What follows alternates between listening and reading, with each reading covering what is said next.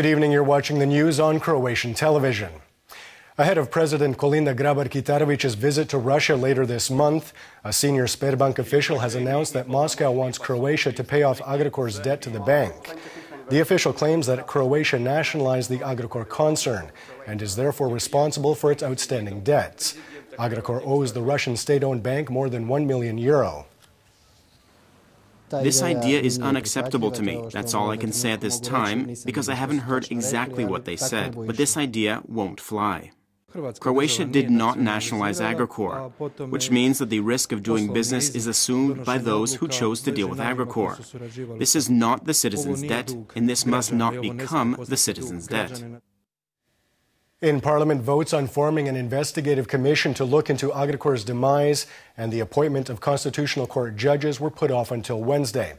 The SDP wants the vote on the commission to be held before the vote on the judges, while the HDZ is opposed to former SDP ministers sitting on the commission. Given that we haven't reached an agreement on the vote, I will end this debate today, and we will continue these talks in the coming days. I hope that we will reach an agreement by Wednesday, and I'll be very disheartened if we fail to reach an agreement. Meanwhile, Most and Glas MPs today called on the HDZ and SDP to stop prolonging the forming of the commission and finally reach an agreement. They also accused those in power of allowing Agrokor to operate above the law. What was going on in the years before Lex Agrokor? The Prime Minister isn't interested in that, and it appears as though he is uninterested in the cause of the problem. He is uninterested in how Agrokor became what it is, and what role his ministers, all previous finance ministers, the tax authority, the Financial Services Supervisory Agency, and the HDZ itself had in that process. The government has a responsibility to lead this country as the executive branch, but they're also accountable to Parliament. This Parliament has to bring an end to the soap opera we call Agrokor for the simple reason that we all know very well. Agrokor is the result of a collusion of interests between private capital and the state. This is called crony capitalism. And while Prime Minister Andrej Plenković has said that government will not comment until Agrokor's consolidated audit report is published on Monday, he did today reject allegations that Finance Minister Zdravko Marić, a former top Agrokor executive, must have been aware of the state the company was in. During his time at Agrokor, Zdravko Marić was not working on the company's financial reports, and we covered this topic half a year ago. Along with massive hidden losses, a summary of Agrokor's audit report presented yesterday revealed that the concern is actually worth €1.8 billion less than previously stated. Experts are also concerned with the discrepancy between the last two audit reports from PricewaterhouseCoopers. I have to say that I am shocked by the extent of the disparity. Financial analysts say they expected an even worse situation in the company, and in that respect, I agree. However, as far as the changes that PricewaterhouseCoopers has made in this report, they are very big, and we have to seriously think about that. We can't see the forest for the trees. There's plenty of material here for political banter, maybe some material for the State Attorney's Office and USKOK, but as far as the economy, investors, future, and restructuring of the company are concerned, I haven't heard anything new, nothing of any importance. Prime Minister Andrej Plenković arrived in Rome this afternoon, where he is scheduled to meet with Pope Francis at the Vatican on Saturday. The focus of their talks will be the canonization of Aloysius Stepinac and strengthening relations between Croatia and the Holy See. Visiting the Holy Father, Pope Francis, is definitely one of the most important events in my life.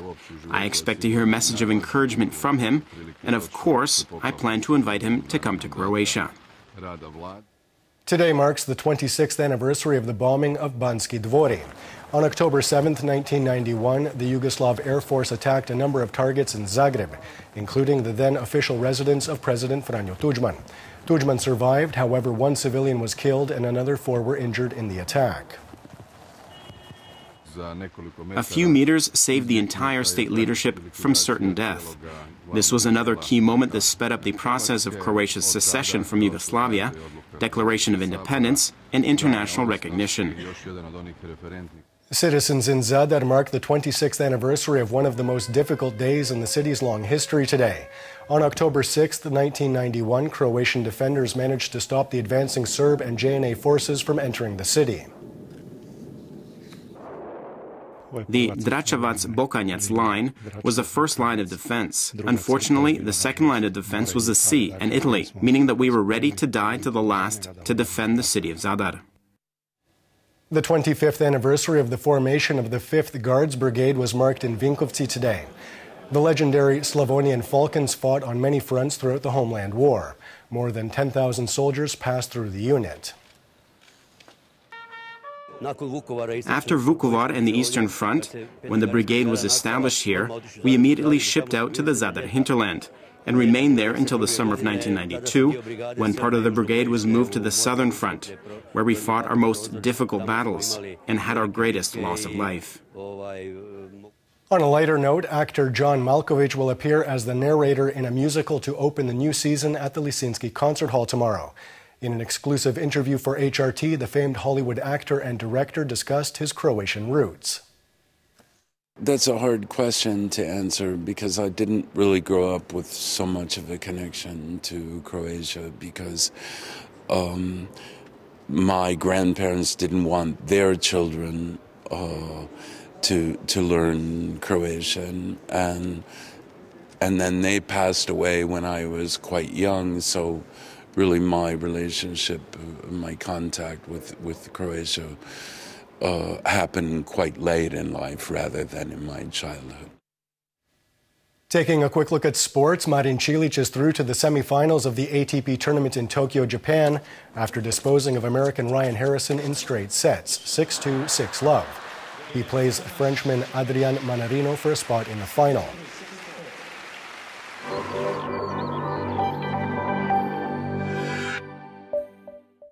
And now the forecast for tomorrow.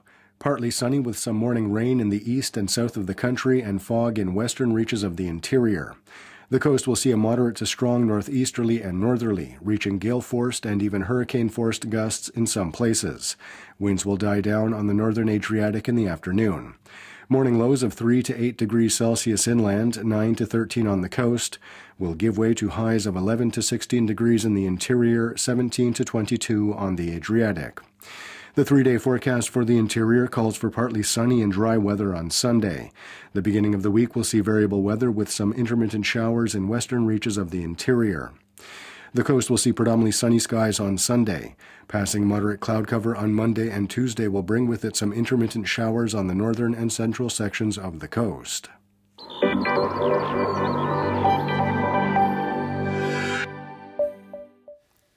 And that wraps up the news. Be sure to join us again tomorrow night.